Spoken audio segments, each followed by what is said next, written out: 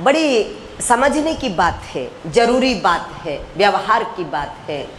पेड़ पौधे हमें जीवन देते हैं, अगर पेड़ पौधे ना हो तो हमें प्राण शक्ति नहीं मिलेगी। सब जानते हैं ना इस बात को। अब तो सब जान गए ना इस बात को। ये कोरोना काल में सबने जान ली ये बात कि ऑक्सीजन के बिना जीवन नहीं है। और ऑक्सीजन कौन देता है? पेड़ पौधे देते हैं। और कमाल की बात एक है, पेड़ पौधे तो जिंदगी देते हैं और हम अपने आप को क्या देते हैं? जो हम खा रहे हैं वो जहर दे रहे हैं। हम खुद को, हम अपने आप को जिंदगी नहीं दे रहे, हम अपने आप को मौत दे रहे हैं। ये जो थोड़े बहुत जी रहे हैं ये पेड़ पौधों से जी रहे हैं। है ना? कितनी मूर्खतापूर्ण बात है, कितनी मूर्खतापूर्ण बात है। खाने में मिलावट, अनाज में मिलावट, तेल में मिलावट, मसालों में मिलावट, एक एक चीज में मिलावट, दवाइयों में मिलावट, जहर में भी मिलावट होती है। बस मिलावट ही मिलावट। ये कौन कर रहा है? मिलावट कौन कर रहे हैं? गाय या भैंस या कुत्ते या बिल्ली? इंसान कर रहा है। कैसे आश्चर्य की बात है। क्या हो गया भाई इंसान को? ये क्या हो रहा है? पेड़ पौधे हमें जीवन देते हैं और हम खुद को जहर देते हैं। तुमने कभी ध्यान दिया हो, कभी देखो, अपने पशुओं से तो अनुमान लगा ही सकते हो कि कितना प्यार देते हैं वो तुम्हें। तुम अपनी गाय भैंसों से अनुमान लगा सकते हो, अपने कुत्ते पालते हो उनसे अनुमान लगा सकते हो कैसे प्यार से देखते हैं।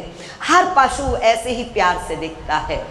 मनुष्य के अंदर इतनी क्रूरता है, वो हमें प्यार देते हैं और हम उन्हें मार देते हैं।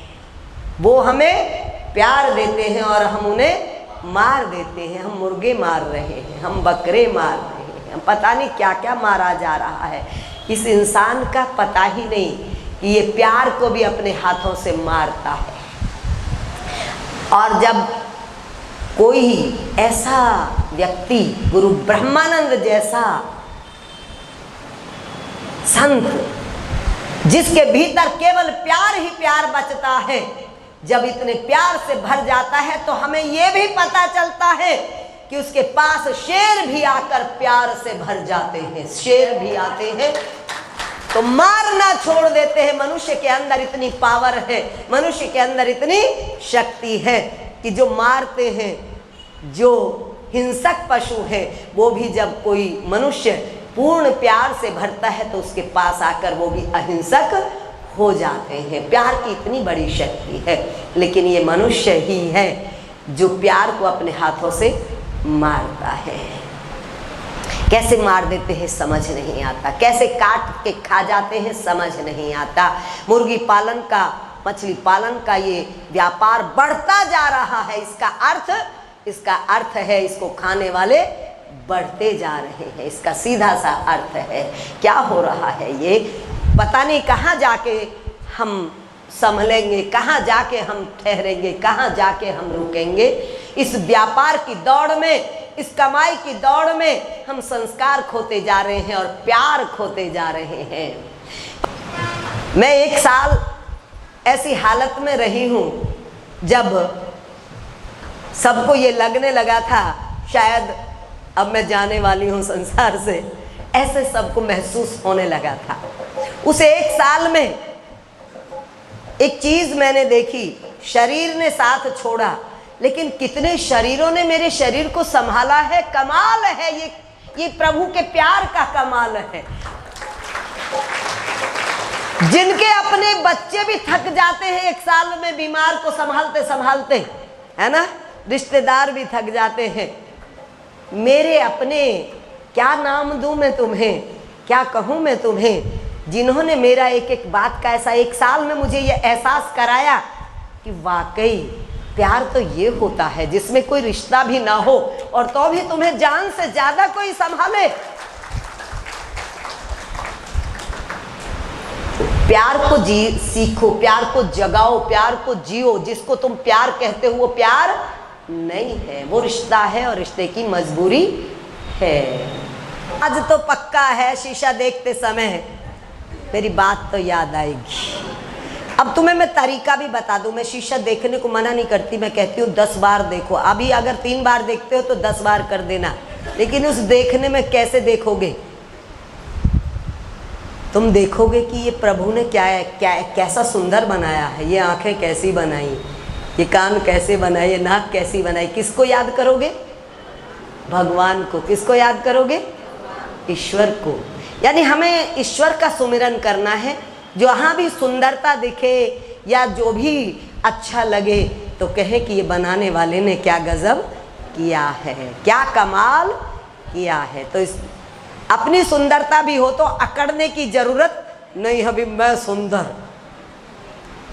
सुंदर नहीं भी हो, ये आंख देख रही है यही इसकी सुंदरता है, ये कान सुन रहे हैं यही इसकी सुंदरता है, ये हाथ काम कर रहे हैं यही इसकी सुंदरता है। बहुत कुछ है जिसको हमने केवल इस दृष्टि से देखना है कि इसके पीछे वो शक्ति काम कर रही है, उसको याद करना है बस। और यही सत्संग का लक्ष्य है कि तुम्हें हर पल हर क्षण प्रभु के नाम से जोड़ दे। ओम तत्सत। बोलो ओम तत्सत। और अब बात करते हैं गुरु पूर्णिमा की। गुरु पूर्णिमा आ रही है। 3 जून से 40 दिवसीय 50 पाठ चल रहा है, गुरुवाणी का पाठ चल रहा है। 13 जुलाई की गुरु पूर्णिमा है। 9 जुलाई से 13 जुलाई तक आप समय निकाल कर 5 दिन मुझे दे दो, मुझे दे दो। समय मैं मांग रही हूँ। 5 दिन के बदले तुम्हें जो भी हो सकेगा उतना दूंगी कि तुम जीवन भर याद रखोगे।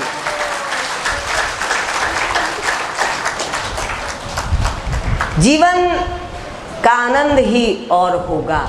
केवल 5 दिन तुम्हें मुझे देने हैं और इसके लिए तुम्हें 8 जुलाई की शाम को यहाँ पहुँचना है और फिर 9 जुलाई की सुबह 5 बजे से तुम्हारी साधना शुरू हो जाएगी। 9 जुलाई की सुख सुविधाओं के बारे में नहीं सोचना।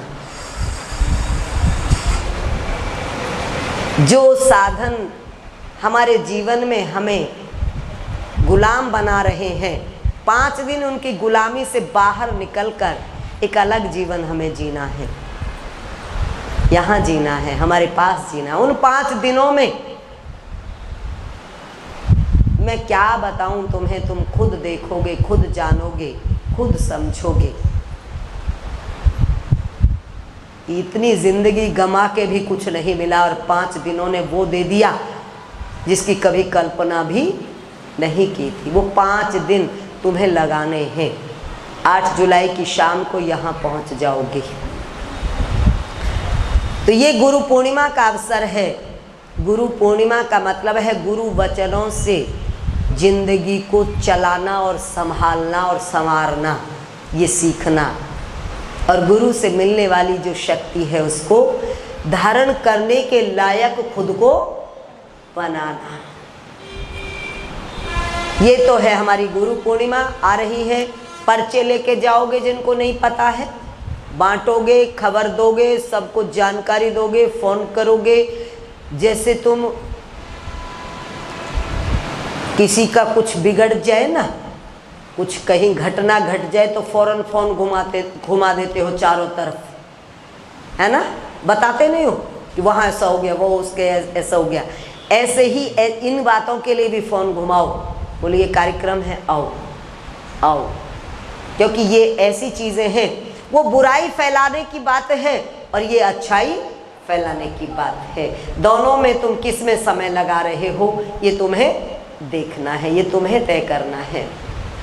तो गुरु पूर्णिमा के लिए तैयार रहो, क्योंकि गुरु वो शक्ति है, गुरु वो चेतना है, गुरु वो रिश्ता है जो हमें प्रभु से जोड़ता है, जो हमें परमात्मा से जोड़ता है।